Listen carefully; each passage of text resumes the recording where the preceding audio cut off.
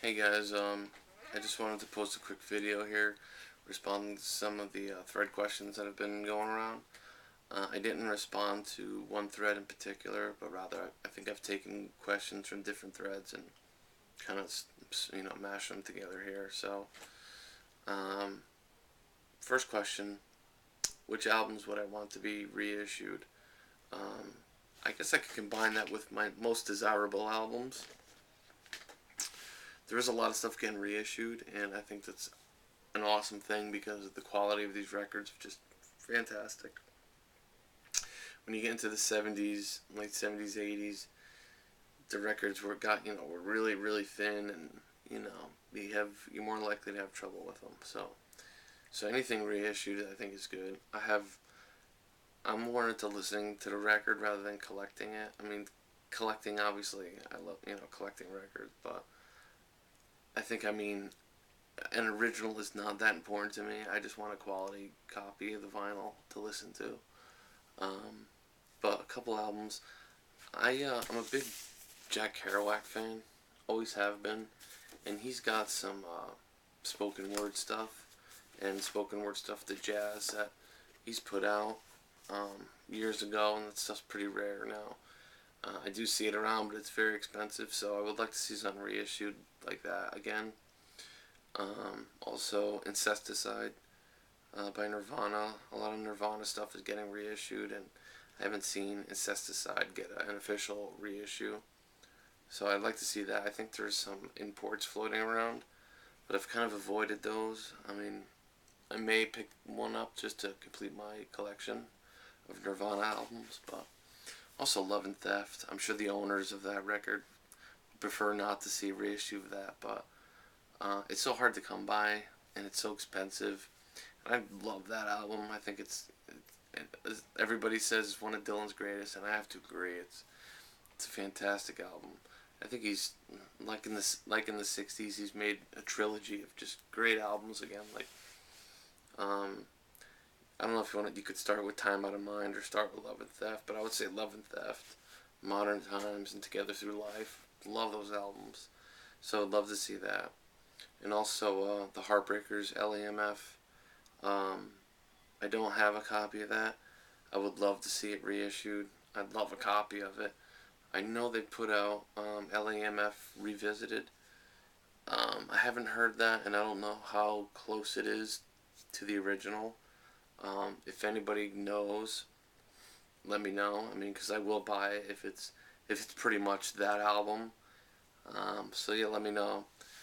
And that's probably it for stuff that I want at the moment. I mean, there's a ton of stuff I want, but that came to mind quick. The Beatles or the Stones. The Beatles to me were just the Beatles got me into music. I mean, I discovered the Beatles when I was 12 or 13, and I just I couldn't believe that the same guys that I'd seen on Ed Sullivan put out Sergeant Pepper and the White Album, and they just really blew me away. But to answer that question, I do have to go with the Stones. As much as I love the Beatles and everything, they really got me into music, and I still love them. I have to say the Stones because they're what I listen to now, and I love their songs. I love their blues sound, their gritty. It's British guys playing American blues folk, hillbilly music basically. I love Let It Bleed. That's like my favorite album by them. I also love Sticky Fingers, Beggar's Banquet, um, Exile on Main Street, of course, but also their '70s stuff. Some Girls and all that. Good stuff. So yeah, that's my answer to that one. The Stones. Um, my five core records. I pulled out I think six. So I'll run through those real quick. Mine are very obvious and no real surprises here, I guess. But I pulled out Neil Young, Decade. I only pulled out Decade because it's a compilation. Could have been really any Neil Young album, but I pulled this out just because, I could have thrown in Rust Never Sleeps or Tonight's the Night in there too, or On the Beach even. But Decade. Also, of course, I gotta throw in a Dylan album, Blonde on Blonde. Dylan, just fantastic. I love him. I mean, he's number 2 to me after Neil. This album really made me realize how great Dylan is. I listened to his greatest hits growing up, and I liked it. I thought he was obviously very, very talented, but I kept hearing and reading things about people saying how fantastic Dylan is, and it wasn't until I got into this album and then bringing it all back home, Highway 61 revisited, even Blood on the Tracks, Desire, that I really understood what people were talking about and how great Dylan is. So, Blonde on Blonde, I had to add that in. Also, Stooges, Funhouse. This is my favorite Stooges record. More so than Raw Power. Maybe it's just the mix on Raw Power. I think they're great songs on Raw Power, but I enjoy this album a lot more. I also love their first album, but it has that long, We Will Fall, I think it's called.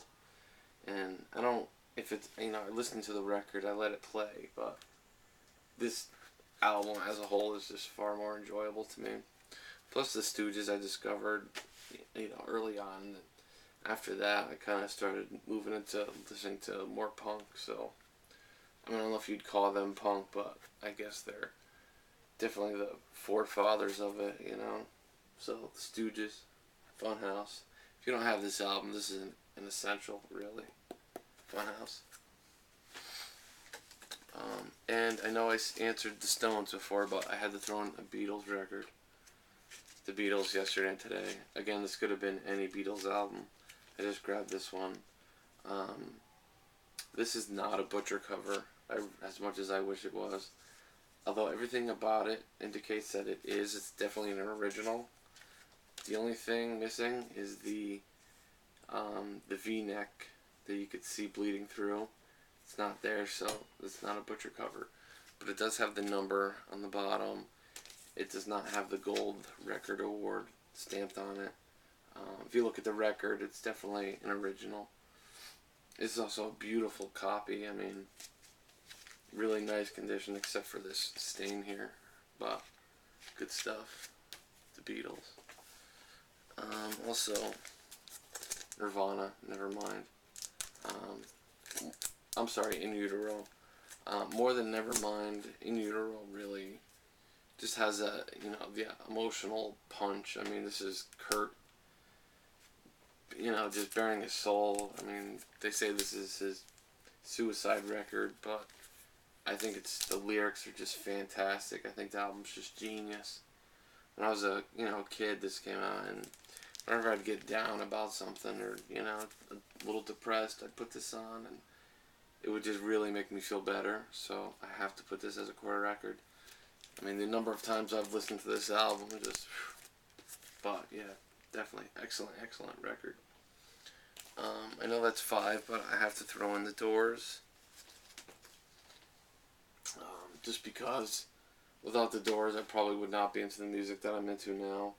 A friend of mine had their greatest hits, a 2 CD set, and I borrowed that, and that was it. I just needed to hear more.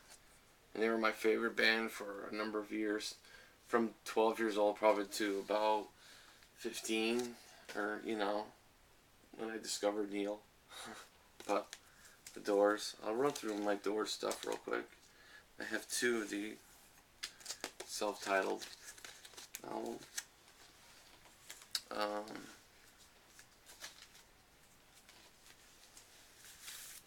Strange Days.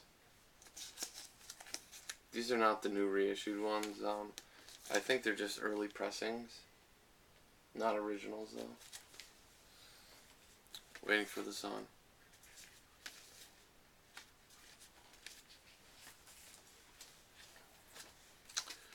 This I do believe is an original. It has that hardcover, very good quality.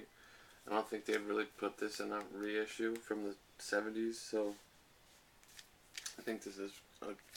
love this album. This is probably the most underrated album, but it's fantastic. Also have Absolutely Live, good live album by the Doors. And you have Morrison Hotel, one of my favorites.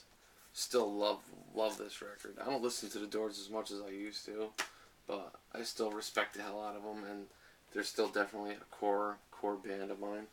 So Morrison Hotel, great record. And then I have two copies of Ellie Woman. One has a white picture, the other one's yellow.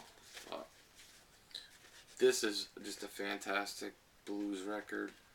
I mean, it's rock and roll and blues. Great record. One of my favorites. Again, Morrison Hotel and Ellie Woman are just fantastic. When I was a kid, it was their first two. Now it's their last two that I still love. So, there you go. I also have Alive She Cried. Good live album. Love that Gloria on there. But just the whole thing. They do the Little Red Rooster. Great live album. And this used to scare the hell out of me as a kid. It's Morrison's Poetry. And the Doors, obviously after Morrison died, they put some music to it. I love it now. I mean, it took me a while as a kid too to really get into it. The first few times I heard it, I just thought it was scary. I like Morrison's poetry. I'm sure poets would probably call it amateurish, but I think it's good. I love his imagery. So, if you ever want to listen to Morrison recite poetry, get this. I also have Doors' Greatest Hits. I have a Best of the Doors, very beat copy, but still have it. And after Morrison died, they tried to put out records without him. This is one of two that they put out. The Doors' Other Voices. I think I put this on, and I'm not sure I got through one song. And I know I didn't pay money for this, so there you go. The question of what bands have grown on me. In my collection, most stuff that I've purchased I knew I would like, but one band I did think of right away was Steely Dan. So I'll run through my Steely Dan real quick. Can't Buy a Thrill. If you're not into Steely Dan, I highly recommend checking them out. They're just fantastic. Good rock, jazz, fusion stuff, I guess. I don't know. There's nothing like them. Check them out. Steely Dan. Countdown to Ecstasy. Steely Dan's Pretzel Logic. Great album. Every album's good. Took a little while to get into them. At first I was like, what is this? But then once you listen more, you really start to get it. The Royal Scam. Steely Dan, sorry. Asia. Fantastic record. Love this one. And also Gaucho. Another good one. So yeah, Steely Dan. Check them out if you're not familiar with them. Great band. Best record of 2010. Well, I do have to say Illinois. I mean, that's obvious for me. Love it. Love this record. This is just a great Neil Young record. There are songs on here I'll put on with the best stuff of his career. If they ever put out a greatest hits, I think Peaceful Valley Boulevard should be on this. Also The Hitchhiker. I love every song on this. I don't think there's a weak song on it. But for me, this is the best album of 2010. And Dan, I saw that you didn't pick this.